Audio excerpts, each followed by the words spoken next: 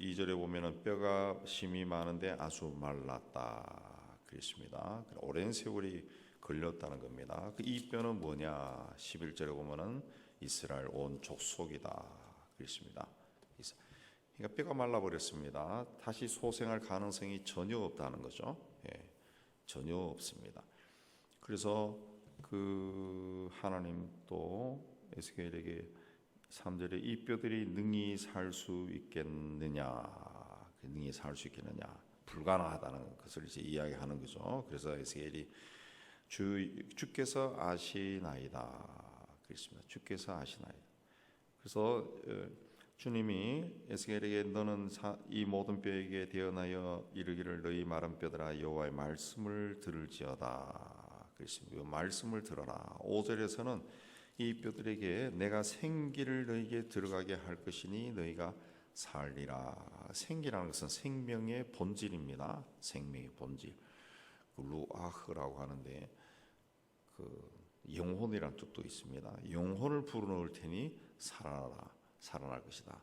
사람도 이제 흙으로 만든 존재 아닙니까? 흙으로 만들었는데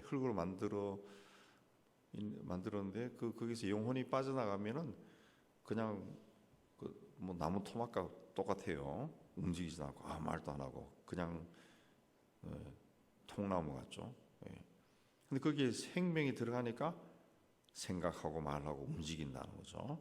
그래서 6절에도 생명이 들어가게 하고 힘줄을 두고 살을 입히고 가죽으로 덮고 속에 생기를 넣으니 너희가 살리라 그랬습니다. 그 명령대로 대언하니까 7절에 소리가 나 움직이면서 이 뼈 저 뼈가 들어맞아서 또 힘줄이 생기고 살이 오르고 가죽이 덮이고 근데 그 속에 생기는 없더라. 그래서 9절에 다시 생기를 향하여 대언하 사방에서부터 와서 이 죽음 당한 자에게 불어서 살아나게 하라 했더니 그 사람들이 다 살아났다 그랬습니다. 사방에서 들어와 살아났다. 이거는 이제 소생 가능성이 전혀 없는 이스라엘 백성들을 하나님이 다시 회복시켜 주신다 그런 뜻입니다. 그래서 12절에 보면은 너희 무덤을 열고 너희로 거기에서 나오게 하고 이스라엘 땅으로 들어가게 하리라 그랬습니다. 무덤을 열고 나오게 한다. 이거는 이제 부활한다는 그런 뜻이라기보다는 바벨론 포로 생활에서 돌아오게 한다. 무덤 같은 상황에서 살던 사람들을 돌아오게 한다. 그래서 이스라엘 땅으로 들어간다. 회복하게 한다. 그럽니다. 그렇게 하신 분이 그런 일이 일어날 때 13절에 너희는 내가 여호와인 줄 알리라. 내가 하나님 창조주 하나님인 걸 알거라. 내가 생명과 죽음을 주관하시는 그런 분인 걸 너희가 알게 될 것이다. 14절에도 내 영을 너희 속에 두어 너희가 살아나게 할 것이다 그렇습니다. 그리고 나 여호와가 이 일을 말하고 이런 줄 너희가 알리라. 그 사람을 살게 하고 죽게 하는 것이 다 하나님이라는 거죠. 그래서 14절에도 내가 내 영을 그랬습니다. 내가 37장에 내가라는 말이 참 많이 나옵니다. 내 영을 너희 속에 두어 살게 할 것이다. 우리가 예수를 그리스도로 믿는 것도 하나님의 영이 우리에게 임하셨기 때문에 예수를 그리스도라고 고백하고 영접하는 겁니다. 내가 한 게 아니라 하나님의 영이 내 안에 들어오신 거죠. 그 순간에. 그래서 예수를 그리스도로 너희가 예수를 본 적이 없지만은 믿는도다 그랬지만은 2000년 전에 계셨던 그분이 세상을 구원하신 분이라고 우리가 어떻게 고백하겠어요? 그분이 세상을 지으신 분이라는 것을 우리가 어떻게 고백할 수 있어요? 근데 지금 그걸 부인하라 그러면 여러분 부인하겠어요? 부인 안 하죠. 왜? 성령이 우리 안에 들어와 계시기 때문에 그걸 내가 부인할 수도 없고 하나님이 창조주라는 거 세상을 창조하시고 독생자를 보내셨다는 거 이건 내가 부인을 못한다. 왜? 성령이 우리 안에 들어와 거하시기 때문에 그렇습니다. 그래서 성령이 우리 안에 거하시니까 너희는 내가 여호와인 줄 알리라. 그리고 여호와 하나님이 이 일을 말하고 이룬 줄 너희가 알리라. 우리가 이게 알고 있다는 거죠. 알고 있다. 그래서 16, 17절에 막대기를 가져다가 그 위에 유다와 한쪽에는 또 이스라엘 자손이라 쓰고 막대기를 서로 합하여 하나가 되게 하라. 그랬습니다. 하나가 되게 하라. 그러니까 포로에서 해방이 된다는 것을 뜻하는 겁니다. 포로에서 해방. 내 손에서 하나가 되리라. 포로에서 해방이 된다는 거죠. 그래서 21절에도 내가 그 이스라엘 자손을 잡혀간 여러 나라에서 인도하여 사방에서 모아서 고국 땅으로 돌아가게 할 것이다. 그리고 22절에서는 한 나라를 이루어서 한 임금이 다스리게 될 것이고 다시는 두 민족이 되지 아니하고 두 나라로 나누이지 않을 것이다. 이제 북이스라엘이 아수르에 멸망당한 때는 BC 722년입니다. 이 말씀이 이루어진 것은 150년이라는 세월이 흘러가는 150년. 우리는 그 일본의 38년 지배 당한 것에 대해서 36년 지배 당한 데에서 뭐 지금 또 기분 나빠하고 막 이런데 150년이라 그러면은 민족 자체가 사라질 수가 있습니다. 그런데 다 살려가지고 무덤에서 다 나오게 했다는 거죠. 무덤에서 나오게 해서 다시 고국으로 돌아가서 하나가 되게 해주겠다. 이게 불가능한 일을 가능하게 해주겠다. 그걸 누가 하냐? 내가 한다 그랬습니다. 내가 하나님이 하신다는 거죠. 하나님이 하신다. 그랬습니다. 그래서 23절에도 그들이 우상과 가증한 물건과 모든 제약으로 더 이상 자신들을 더럽히지 아니하리라. 내가 그들을 그 범죄한 모든 처소에서 구원하여 정결하게 한즉 그들은 내 백성이 되고 나는 그들의 하나님이 되리라. 이 말씀은 이 남유다 왕국과 북이스라엘 왕국이 다 망해서 포로로 잡혀간 상태에 주신 말씀입니다. 그러니까 과망이라고는 하나도 없는 이 이스라엘을 다시 회복하겠다. 그 약속이에요. 회복하겠다. 그래서 정결하게 해줄 것이다. 그래서 내가 구원할 것이다. 그때 한 왕이 다스린다. 그런데 24절에 다윗이 그들의 왕이 되리니, 다윗이 그들에게 왕이 된다. 다윗은 이미 400년 전에 죽은 사람입니다. 근데 이 사람이 다시 살아난다는 뜻이 아니라 다윗의 혈통에서 메시아가 탄생한다는 거죠. 그 메시아를 통해서 하나가 될 것이다. 그런 뜻입니다. 메시아가 그들 모두에게 한 목자가 있을 것이다. 그것입니다. 메시아를 통해서 하나가 되고 그들이 내 규례를 준수하고 율례를 지켜 행할 것이다. 말씀을 지켜 행할 것이다. 그렇습니다. 끝까지 회개하지 않고 제 가운데 거기서 멸망을 당했던 백성들이 소생 가능성이라고는 전혀 없었던 사람들이 하나님의 말씀에 순종하는 자들이 될 것이다. 이제는 하나님의 말씀을 따르는 자들이 될 것이다. 하나님의 말씀을 따르는 자들이 될 것이다. 철저하게 하나님의 백성이 될 것이다. 그렇습니다. 이 36절 6장 25, 26절에도 맑은 물을 너에게 뿌려서 너희로 정결하게 하고 더러운 것에서 우상 숭배에서 정결하게 할 것이고 새 영을 너희 속에 두고 마음을 새롭게 할 것이다. 그렇습니다. 하나님의 영이 우리 안에 계시니까 우리가 정결하게 되고 그때부터는 하나님의 말씀을 소중하게 여겨서 말씀을 준행하고 준수하고 지켜 행한다는 거죠. 그래서 지켜 행하는 그래서 하나님의 백성이 된다. 그들은 내 백성이 되고 나는 그들의 하나님이 될 것이다. 그랬습니다. 그러니까 하나님이 회복한 그 땅에서 가장 중요한 것은 하나님의 영으로 충만해지는 것이고 그 다음에 하나님의 말씀을 지키는 겁니다. 지키는 거예요. 그래서 오늘 말씀에도 준수하고 지켜 행하고 24절에 그들이 내 규례를 준수하고 내 율례를 지켜 행하고 그랬죠? 지켜 행하고 그 다음에 23절에도 우상들과 가정물과 죄악으로 더 이상 자신을 더럽히지 아니하고 정결하게 한즉 구원하여 정결하게 그들은 내 백성이 되고 나는 그들의 하나님이 될 것이다.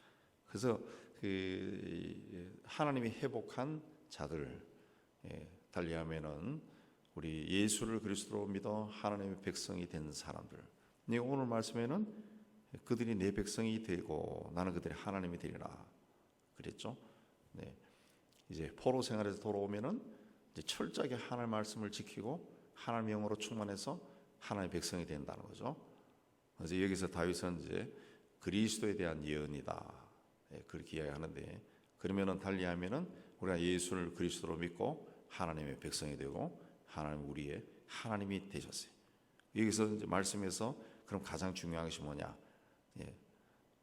우리 하나님 영으로 충만해서 정결한 삶을 사는 거고 하나님 말씀을 지키고 순종하는 그런 삶을 사는 겁니다. 그래서 우리 시대에도 우리가 신앙생활할 때 가장 중요한 것이 바로 성령 충만, 그리고 우리 심령을 정결하게 하는 것. 십자가의 보혈로, 우리 늘 기도할 때 그러잖아요. 십자가의 보혈로 내 안에 있는 모든 죄를 깨끗이 씻어 주소서 그렇게 기도하자. 그리고 하나님의 말씀을 지키는 것, 순종하는 것. 이스라엘 백성들이 말씀을 지키지 않아서 멸망한 거예요. 그 말씀을 지키지 않으니까 어떤 일이 일어납니까? 말씀을 지키지 않으니까 우상을 숭배하는 거죠. 우상, 가증한 것을 쫓아가는 거죠. 점치러 다니고 그렇게 하는 거죠. 우리나라에서 이 가장 큰 산업이 뭔지 압니까? 가장 큰 매출이라는 산업, IT 아닙니다. 점산업입니다. 점치는 산업이. 그게 몇 조가 된다. 수익만 몇 조가 된답니다. 몇 조가. 그래서 그 인터넷에 들어가면 뭐 핸드폰으로도 나오는 것 같아요. 핸드폰 보면은 뭐 처자 도사부터 해가지고 뭐 애들까지 10대 애들까지 다 들어가 있어요. 들어가서 우리 지난번 세미나 할 때도 이야기 들어보면은 아무 이야기도 아닌 거예요. 그냥 별 대단한 일도 아닌데 그게 사람들이 하는데 그게 10분에 만 원이라든가 꽤 비싸다는데 그걸 그렇게 그 SNS 카톡으로 점치는 산업이 이게 어마어마하다더라고요. 카톡으로 이제 그러니까 요새 젊은 세대들이 다 카톡으로 하잖아요. 그런 걸로 인스타로 하고 그걸로 이제 질문하는 거예요. 내가 몇 년이고 내 이름이 뭐고 어떻게 될까요? 그러면 거의 다 쭉 상담이 들어온다는 거죠. 상담이 요렇게 하라. 해보니까 별 대단한 이야기가 아니라는 거지. 목사님들이 교인들에게 상담해 주는 것보다도 더 허접하다는 거지. 근데 그게 10분에 만 원. 근데 보통 1시간 한답니다. 보통 1시간. 그러니까 몇만 원을 그렇게 쓴다는 요새 젊은 사람들이 40대들도 그렇게 한다는 거죠. 그게 매출이 몇 조가 된다는 거죠. 몇 조가 된다. 그러니까 하나님 말씀이 없으면은 사람들이 그 가정한 것을 자꾸 쫓아간다네. 뭔 하나님 말씀으로 채우지 않으면은 인간에게는 하나님이 인간을 창조할 때 영혼을 사모하는 마음을 줬기 때문에 영을 찾는 그 마음을 줬기 때문에 하나님 말씀으로 그 영을 채우지 않으면은 뭔가 허해서 자꾸 그런데 기웃거린다는 거죠. 그런 것들을 이제 정결하게 하라는 거죠. 정결하게 하라 그랬습니다. 그래서 이런 것들이 이제 이 하나의 사회 현상이 되어버리면은 믿는 사람들도 자꾸 그런데 기웃거립니다. 그래서 예수께서 다시 오실 때 믿음을 보겠느냐? 그 믿음을 어디서 봐요? 너희 가운데서 믿음을 보겠느냐? 예수 믿는다고 하는 사람들 가운데서 제대로 된 믿음을 가진 사람이 없다는 거죠. 제대로 된 믿음이 뭐냐? 오늘 말씀에 쭉 나온 게 새 영으로 충만해지는, 하나님 영으로 충만해지고 그 다음에 십자가의 보혈로 정결하게 되고 자기 심령을 물로 씻어서 정결하게 하고 하나님의 말씀을 지키는 겁니다. 지키는 거. 그들과 화평의 언약을 세워서 영원한 언약이 되게 할 것이다. 26절에 화평의 언약을 세울 것이다. 그렇습니다. 북이스라엘은 아수르에 망한 지 150년이 넘었습니다. 남유다는 바벨론의 포로로 잡혀와 있습니다. 근데 그들을 향해서 화평의 언약을 세우겠다. 화평의 언약 회복시켜 주겠다는 거죠. 포로 생활, 노예 생활을 하는 사람에게는 화평이 없어요. 근데 화평의 언약, 이건 노예에서 해방시켜 주겠다는 거죠. 그러나 영원한 언약, 변하지 않는다는 거죠. 영원한 언약은 변하지 않는다. 하나님의 백성들이 뭔가 노예 생활을 하면서 크게 깨달았기 때문에 그렇게 한 것이 아닙니다. 여전히 죄 가운데 있고 별로 마음에 들지 않아요. 그렇지만 하나님이 하나님의 백성으로 그렇게 삼아주겠다는 거죠. 사도 바울이 그래서 우리가 아직 죄인 되었을 때 그리스도께서 우리를 위하여 죽으심으로 하나님께서 우리에 대한 자기 사랑을 확정하셨다. 우리가 아직 죄인 되었을 때 하나님께서 우리를 위해 죽었다. 그랬습니다.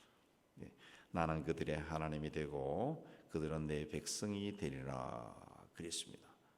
나는 그들은 내 백성, 내 처소가 그들 가운데 있을 것이며. 그랬습니다. 임마누엘로 하나님이 우리와 함께 하시죠. 하나님이 우리 안에 거하시는 거예요. 그래서 내 처소가 그들 가운데 있을 것이며 나는 그들의 하나님이 되고 그들은 내 백성이 되리라. 그랬습니다. 하나님이 하신 내가 이스라엘 거룩하게 하는 여호와인 줄 열국이 알리라. 내 성소가 영원토록 그들 가운데 있을 것이다. 하나님이 영원히 우리 안에 거하신다. 그렇습니다. 이거는 이해하기가 굉장히 힘든 겁니다. 하나님이 우리 안에 거하신다라는 거. 우리 인간의 이 이성으로는 이해하기가 힘듭니다. 하나님이 우리 안에 거하신다. 어디에 거하시나? 머리에, 어떤 사람은 마음에 있다. 그 마음이 어딘데? 그럼 어떤 사람은 머리, 어떤 사람은 가슴. 다 달라요. 그렇지만 하나님이 우리 안에 거하신다. 그랬습니다. 이 인간의 이성으로는 이해가 되지 않지만은 성경이 말씀하니까 그냥 우리는 아멘하고 받는 거고, 하나님이 우리 안에 거하시는구나. 내가 어디를 가거나 하나님이 나와 함께 하시는구나.